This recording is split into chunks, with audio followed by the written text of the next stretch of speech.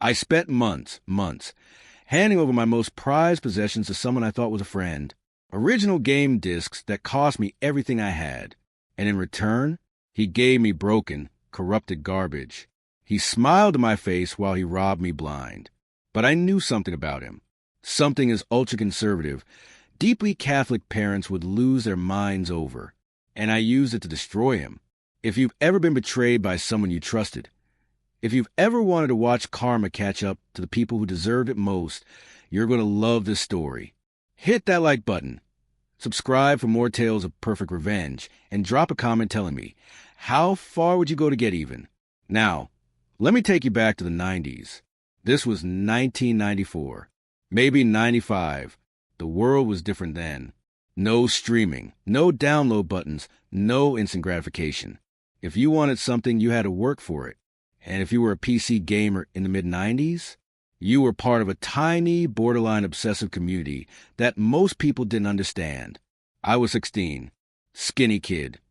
Too many hours spent indoors staring at a flickering CRT monitor, fingers stained with ink from dot matrix printers. My best friend, let's call him Mark, was the same. We weren't popular. We weren't athletes. We were the kids who understood DOS commands and could troubleshoot IRQ conflicts. That was our world. And in that world, games were currency. But here's the thing. You couldn't just walk into a store and buy the latest PC game. Not where we lived.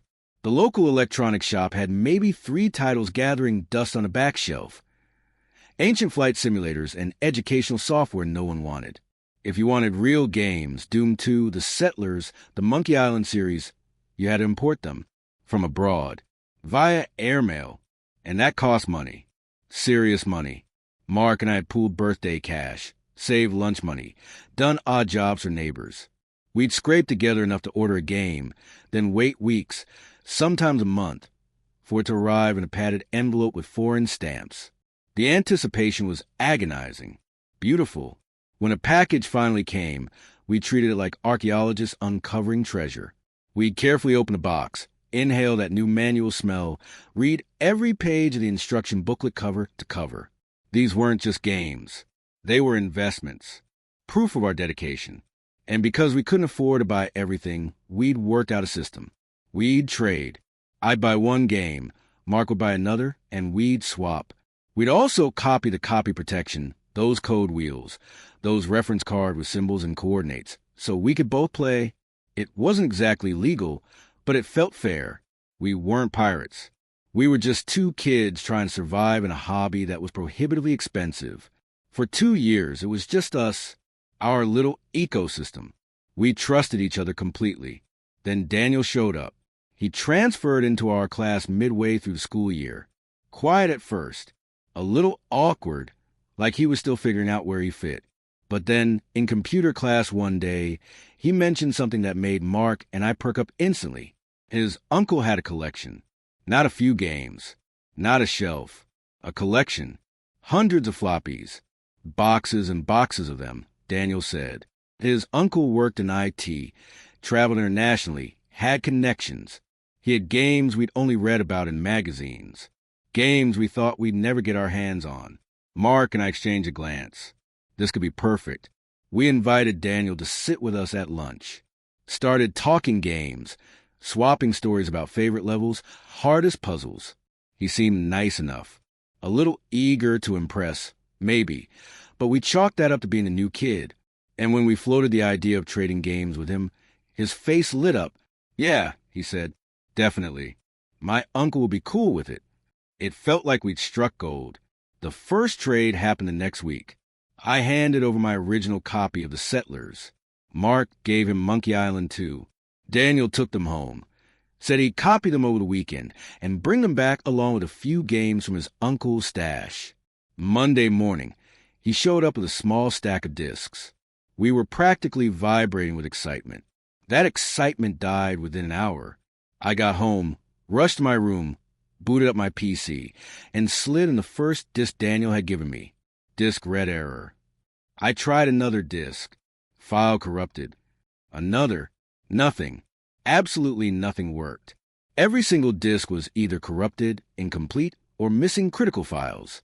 Some wouldn't even load. And the copy protection he was supposed to include, nowhere to be found. I called Mark.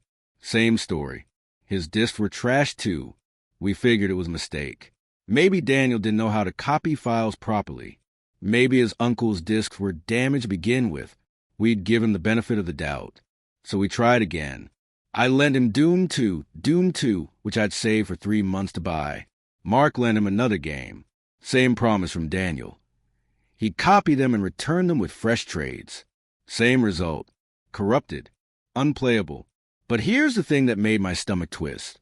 When Daniel returned our original discs, they were in worse condition than when we'd given them to him. Scratch cases. Loose labels.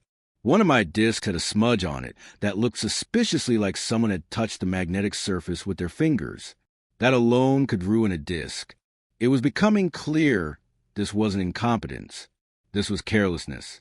Or worse, he didn't care. We kept trying. Week after week. 2 months turned into 3. Every time, Daniel would take our games home. Every time, he'd come back with unusable garbage. And every time he'd smile and say, "Oh man, sorry. I think my uncle's copies must be old. I'll bring better ones next time." But next time never came. Meanwhile, he'd gotten his hands on everything we owned. The Settlers, Doom 2, Monkey Island 1 and 2, SimCity 2000, Full Throttle, Wing Commander, our entire library. Gone. Copied. And what did we have to show for it? Nothing. Mark and I sat in my room one night, staring at a pile of useless floppy disks, and the weight of it finally hit us. We'd been played. Completely. This kid had walked into our lives, smiled, acted friendly, and systematically robbed us of months of saved money and irreplaceable games. I felt sick. Genuinely, physically sick. Not just because of the money, though that was bad enough. It was a betrayal. We'd trusted him. We'd welcomed him into our tiny, nerdy circle, and he'd treated us like marks. "We have to do something," Mark said. I nodded. "Yeah, but what?" We couldn't just confront him. What would we say? Give us our stuff back? He'd already proven he didn't care. We couldn't go to our parents. They'd never understand the value of what we lost. And we definitely couldn't go to the school. This was outside their jurisdiction. No, if we wanted revenge, we had to do it ourselves. But how? For weeks, we watched Daniel, studied him, looking for an angle, a weakness, something we could exploit. And slowly, a picture emerged. He came from a strict family. Not just strict, conservative in a way that felt almost extreme. His mother was devoutly Catholic, went to church multiple times a week, had strong, unwavering opinions on what was right and wrong. His father was similar, maybe even harsher. Daniel once mentioned, almost casually, that his dad didn't allow certain TV shows in the house. That certain music was banned. The word rules came up a lot. Daniel himself reflected that upbringing. He made comments sometimes, small, offhand remarks, that made Mark and me exchange uncomfortable looks. About gay people. About anything his family deemed unacceptable. I was a huge Queen fan. Had been since I was a kid. Freddie Mercury's voice, his stage presence, his artistry. It was everything to me. And when Freddie died of AIDS in 1991, I'd been devastated. Daniel knew this, and he used it. He'd make little jokes. Call Freddie a gay singer with a sneer. Imply that liking Queen made me suspect. It wasn't constant, but it was enough. Enough to sting. Enough to remind me that this kid wasn't just careless. He was cruel. And then one day in class, our teacher announced we'd be attending an AIDS awareness event. This was the mid-90s. AIDS was everywhere in the cultural conversation. Public health campaigns, red ribbons, foundations working overtime to educate and destigmatize. After Freddie's death, after Magic Johnson's announcement, the world had finally started paying attention. Our entire class was required to attend. It was held at a community center. A big assembly with speakers, video presentations, pamphlets. Informative, respectful. At the end, they handed out flyers. Information about transmission, prevention, support resources. And on a table by the exit, free condoms. Branded with the logo of the AIDS Foundation organizing the event, Mark and I looked at each other. And just like that, the idea appeared. Fully formed. Terrible. Perfect. We each grabbed a handful of flyers. A few condoms. Stuffed them in our backpacks. No one questioned it. They wanted people to take them. That night, Mark came over. We locked ourselves in my room, my inkjet printer humming to life. We studied one of the flyers, examining the foundation's logo, the layout, the font. My printer wasn't professional grade, but it was good enough. We recreated the letterhead as closely as we could, matched the logo, chose a formal, official tone. Then we wrote the letter. Dear Daniel. It began. No, too casual. Dear, first name. Better. Thank you for your letter. We understand it can be difficult being open about your sexuality, and we're glad you reached out after attending the event with your school class. Please find enclosed informational materials that should answer many of your questions, as well as condoms. Remember to practice safe sex at all times. You are not alone. We read it over. Once, twice, 10 times. It looked real. It felt real. If you didn't know better, if you were a parent who just opened a letter addressed to your son, you'd believe it. We printed it on clean white paper, folded it carefully, included all the flyers we'd taken from the event, added the condoms, still in their branded wrappers. Then came the final touch. We addressed the envelope to Mr. Last Name, not Daniel, his father. We wanted to guarantee someone else opened it first. And we knew, in a household like Daniel's, mail addressed to Mr. would go straight to the father. He'd open it before Daniel ever saw it. Mark and I walked to the post office the next day, hands shaking slightly. This was real now. No taking it back.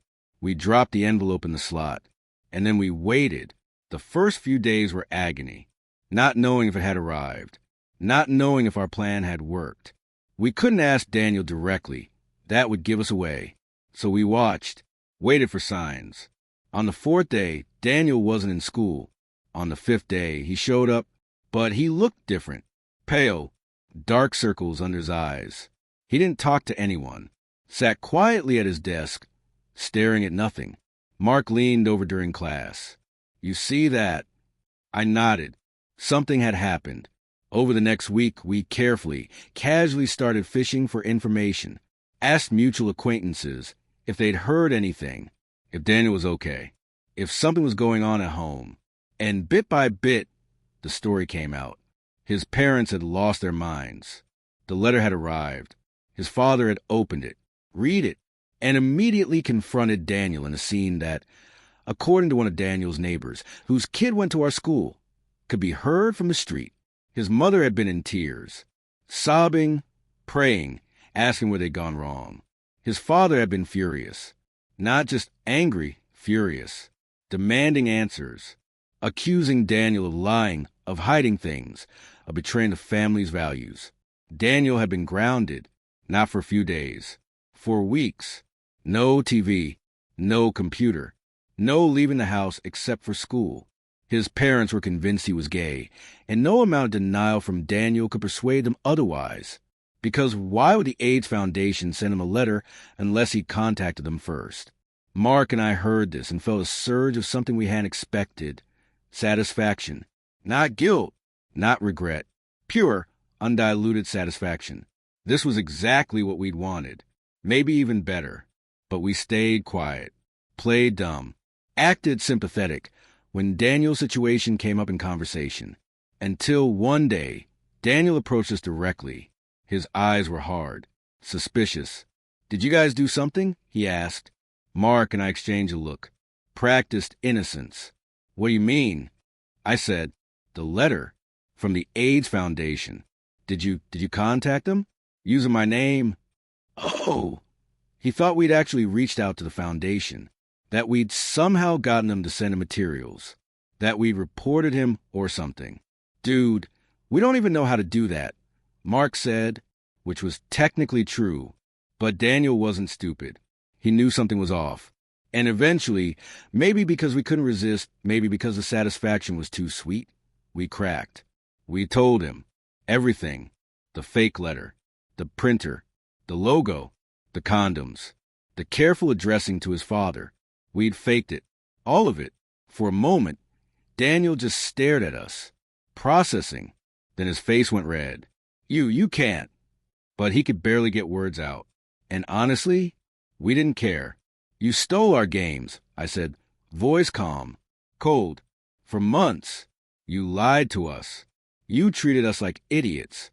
Did you really think there wouldn't be consequences? That afternoon, we were called to the principal's office. Daniel's parents were there, both of them. His mother looked exhausted. His father looked like he wanted to murder someone. The principal asked us to explain what we'd done, why we'd done it. So we did. We explained the games, the months of broken promises, the money we'd lost, the betrayal. He stole from us, Mark said. We just wanted him to feel a fraction of what we felt. Daniel's father turned to Daniel. Is this true?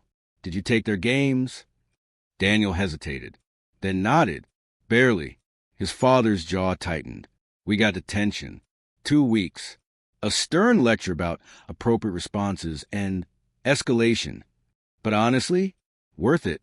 Because here's what really mattered. Daniel never bothered us again. Not once. He avoided us in the halls. Didn't sit near us in class. Didn't make another snide comment about Freddie Mercury or Queen.